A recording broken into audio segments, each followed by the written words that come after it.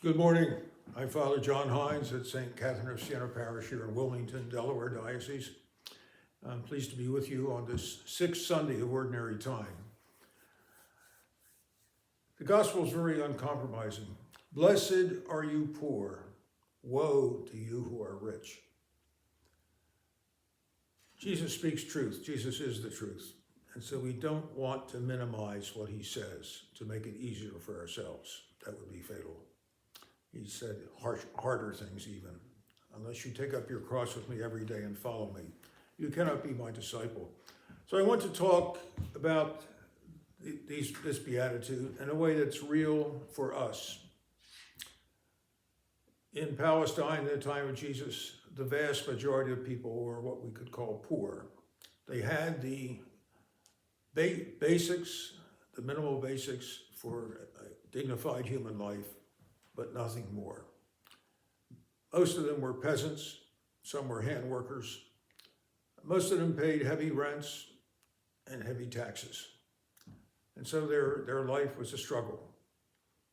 The rich were a small number in that society, but they had a surplus of goods. And they included, in some cases, the taxpayers or the Roman officials. With me in this icon is Archbishop Oscar Romero of the country of El Salvador, Saint Oscar Romero. He took the side, we could say, of the poor during the 10-year civil war in his country, El Salvador. Not a side in the war, but his concern for the ordinary folk, peasants, who suffered from some of the same problem, heavy rents, heavy taxes. And he was martyred in the course of it. I have a great devotion to him. But how does this apply to ourselves?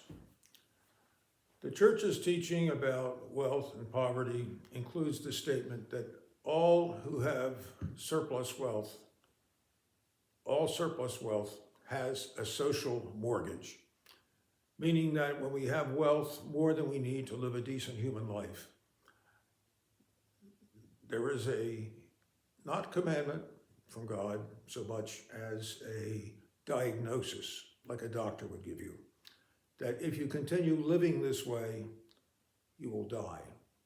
If you change and diminish your intake of this particular, let's say, food, you will live. In fact, you may live for many years. When Jesus says these things to the poor and to the rich, he's saying that you poor are in a favorable position. You have few obstacles ahead of you to entering into the kingdom of God. And to the rich, he's saying, you are in an unfavorable position. There are obstacles in your way that you can enter the kingdom of God. And this is why the Church speaks of the social mortgage. The Church has never endorsed absolute socialism or communism, where by force a government theoretically equals out the income of all the citizens. The Church accepts the fact that there will always be rich and there will always be poor and people in between in society. Different people have different abilities. The point of the social mortgage is that the rich must never forget the poor. What about ourselves?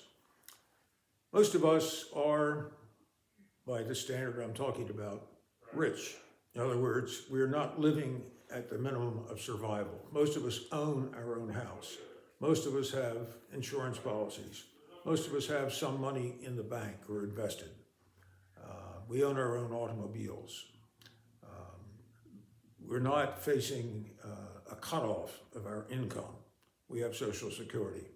There are people who have none of these things living among us, or very few of them. We must never forget them, but keep them always in our mind. Otherwise, we walk the path of the rich that Jesus describes. How do we do this? Well, some things have to be in the hands of government. Social Security, legalization of immigrants, banning of discrimination in work or in housing. But much of it's in our own hands, not just charities, but things that we can do. In our own parish and with several neighboring churches, for instance, we're going to do a program of helping children who have deficiencies in reading in the first couple grades of school to learn reading better, to add to what their teachers are able to give them in school and what their parents are not able or not in a position to help them do at home. Because it's pretty well accepted everywhere that what happens at home has as much to do with a child's ability to read as what happens in school. So some of our older adults and some of our teenagers, freshmen, sophomores, are willing to go into the schools after school hours to help. This is a way that we who, in some realistic way, are rich, can give some of our riches to those who are poor, to children who do not have the human resources that we do. But the paradox of the gospel continues. We dare not minimize what Jesus is saying. We can only listen to it and look at ourselves and make the corrections that we need to make in our own self, and also to work in society for a more equitable system where nobody is crushed in degenerate poverty. Well, very happy to be with you. I hope what I've said has some pertinence for your lives. I look forward to seeing you in a week. God bless you.